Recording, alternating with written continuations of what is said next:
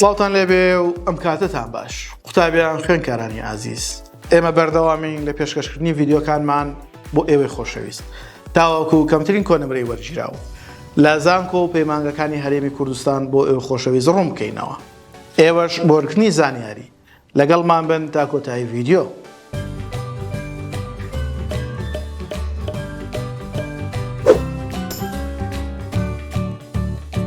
خۆشەویستانم ئەمە بۆ ئەم جارەیان باسی پەیمانگەی تەکنیکی چەمچەماڵ لەم ڤیدیۆیەمانە بۆ ئێوەی خۆشەویست دەکەین تاوەکو بزانین پەیمانگەی تەکنیکی چەمچەماڵ بە پارالێل بە زانکۆڵاین بە ئێواران کۆنمرەکانی چەندن.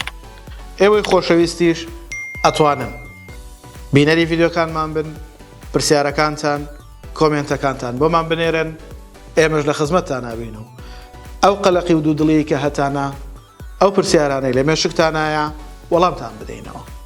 لایک و کۆمنت سەبسکرایبی کەناڵیشمان لە یاد مەکەن، دڵنیام هاوڕێشتان زۆرە، ئەوانش ئاگادار بکەنەوە تاوەکو ئەوانش سوود لەم کەمترین کۆنمرانە وەربگرن.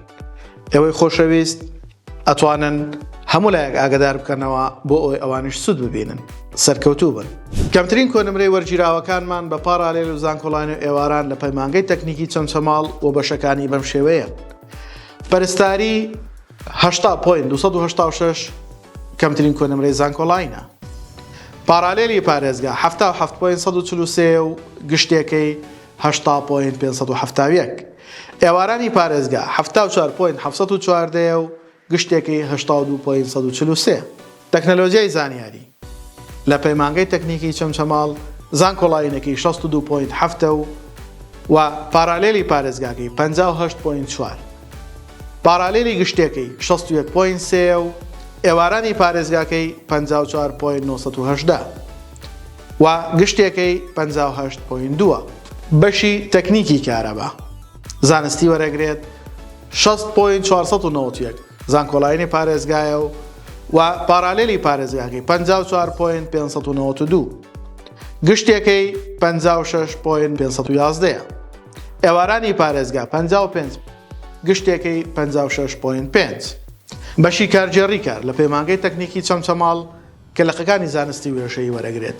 کەمترین کۆنمرەی وەرگیراو بۆ زانکۆڵاین 58. پارالێلی پارێزگا 57.8 و گشتێکەی 61.05. ئێوارانی پارێزگا 55.8 و گشتێکەی 61.7. بەشی ژمێرێری کۆتا بەشمانە لە پەیمانگەی تەکنیکی چەمچەماڵ کە لەقی زانستی وەرەگرێت 58 زانکۆڵاینێتی. پارالێلی پارێزگا 56 و گشتێکەی 6.595. ئێوارانی پارێزگا 53.3 و گشتێکەی 55.328. خۆشەویستانم وەکو لە ڤیدیۆکانی ترا بۆ ئێوەی خۆشەویست باسمان کرد ئەو کۆنمرانەی کە لە 55 بەخوارەوەن چۆن وەرگیراون. بۆ نمونە ئێمە ئەلێرەیە ئەبینین لە بەشی ژمێریاری و بەشەکانی تریش کۆنمرەمان هەیە لە 55 بەخوارەوەیە. ئەی باشە چۆن وەرگیراون ئەوانە؟ ئێمە ئەڵێن 55 کەمتر وەرناگیرێت. خۆشەویستانم کریدیت هۆکاری ئەم بابەتەیە. ئەو قوتابیانەی کۆنمرەکانیان لە 55 کەمترە وەرگیراون پێش ئەوەی کردیتیان بۆ حساب بکرێت کە بابەتە هاوپەیوەندی دارەکانە ئەو کات ئەوان سەروی 55یان هەبووە، بەڵام کاتێک بۆ ئەو بەشەی هەڵیان بژاردبوو ناویان لێی گەڕاوەتەوە کۆنمرەکەیان دابەزیوە و کەمتر بووە لەو ڕێژەی کە بۆیان دیاری کراوە ئەوە وەرگیراون بەبێ ئەوەی کێشەیان هەبێت. بۆیە زۆرجار ئەو پرسیارانە لە ئێمە کرێت چۆن ئەگەر لە 55 کەمتر وەرگیراوە ئێمە وەرنەگیراوین.